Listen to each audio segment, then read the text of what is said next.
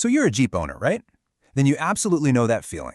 That little pit in your stomach when the check engine light flicks on? Well, your Jeep is trying to tell you something, and today we're going to translate one of its most common messages, the trouble code P0031. You see that light and your mind just starts racing. Is this bad? Is this going to be expensive? Can I even keep driving?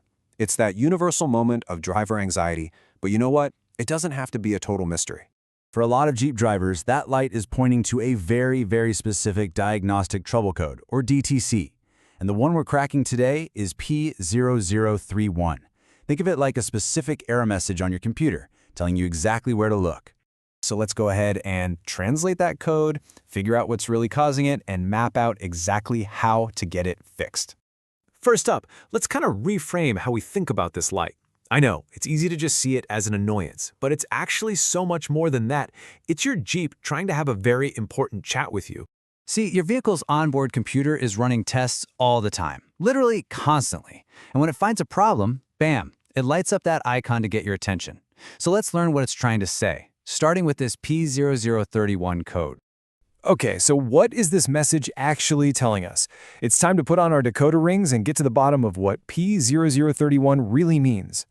So, at its heart, code P0031 is pointing a finger directly at a malfunction in the O2 sensor 1/1 heater circuit.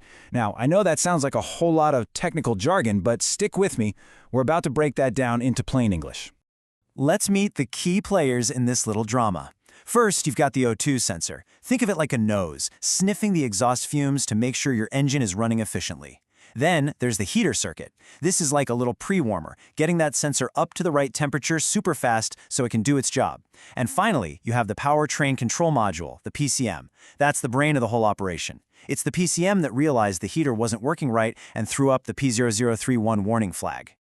Okay, so we know what's broken. But the bigger question is, why is it broken? The code tells us the what, but now we need to do a little detective work to figure out the why. There are a few prime suspects we need to investigate. It usually boils down to one of three things. Most of the time, the heater circuit that's inside the O2 sensor has just given up the ghost, which means you've got to replace the whole sensor. But the problem could also be something much simpler, like some beat-up wiring or just a loose connection. And then, in some pretty rare cases, the problem might actually be with the car's main computer, the PCM itself. Knowing what could be wrong is one thing, but tackling it in the right order is everything. You definitely don't want to start with the most expensive and complicated fix. There's a smart, logical path to follow here. The key is to start with the simplest and cheapest thing first. Always. Begin with just a visual inspection. Get under there and check the wiring and connectors for anything that looks obviously wrong. Frayed, burnt, disconnected. If that all looks good, then your next move is probably to replace the O2 sensor. And if the check engine light still comes back after that, well, that's when you start to suspect the PCM. And honestly, that's a job best left to a pro. And hey, here is a serious pro tip for you. Always check for technical service bulletins, or TSBs. Sometimes manufacturers release these with specific updated info or repair guides for known problems on certain models. This can save you a world of time and money. Okay, before we wrap this up, it is really important to understand the urgency here. This isn't just about getting an annoying light to turn off on your dashboard. Seriously, ignoring this code is a big mistake. A bad O2 sensor is going to tank your fuel economy and pump out more emissions. But worse, it can lead to damage to really expensive parts, like your catalytic converter. Trust me, dealing with it quickly is going to save you a lot of money and headaches down the road. So that check engine light, it's not just some random warning. It's a very specific piece of information.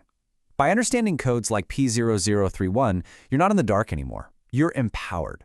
You know what questions to ask and how to find the right solution. So the next time a light comes on, you'll be ready to ask the right question. What is my car trying to tell me?